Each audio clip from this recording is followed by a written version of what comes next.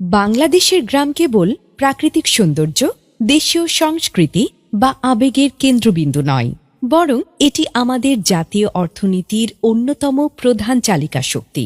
২০২২ সালের আদমশুমারি অনুযায়ী বাংলাদেশে ৫.৫ কোটিরও বেশি নারী গ্রামীণ জীবনযাপন করেন।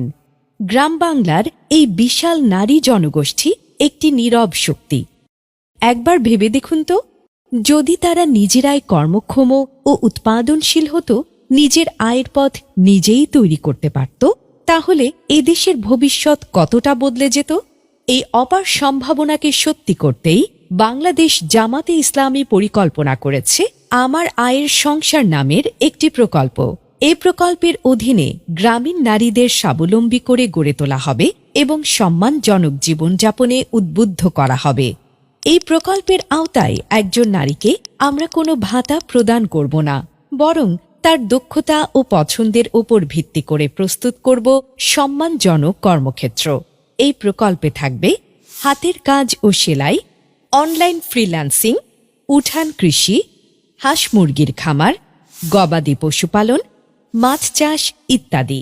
এই প্রকল্পের মাধ্যমে আমরা একজন নারীকে প্রয়োজনীয় কারিগরি প্রশিক্ষণ দেব এবং ব্যবসা শুরুর সকল উপকরণ তুলে দেব তার হাতে।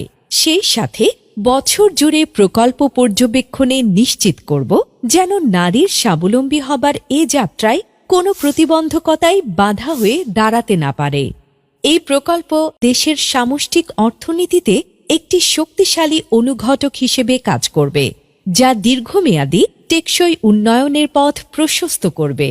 রাসূলুল্লাহ সাল্লাল্লাহু আলাইহি ওয়াসাল্লাম বলেছেন, উপরের হাত নিচের হাতের চেয়ে উত্তম, অর্থাৎ হাত না পেতে নিজে উপার্জন করে অন্যকে সাহায্য করার প্রতি তিনি আমাদের উৎসাহিত করেছেন।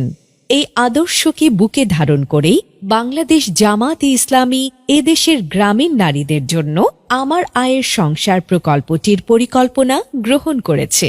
আর এই সুন্দর উদ্যোগটি সত্যি করতে প্রয়োজন আপনার একটি মূল্যবান ভোট।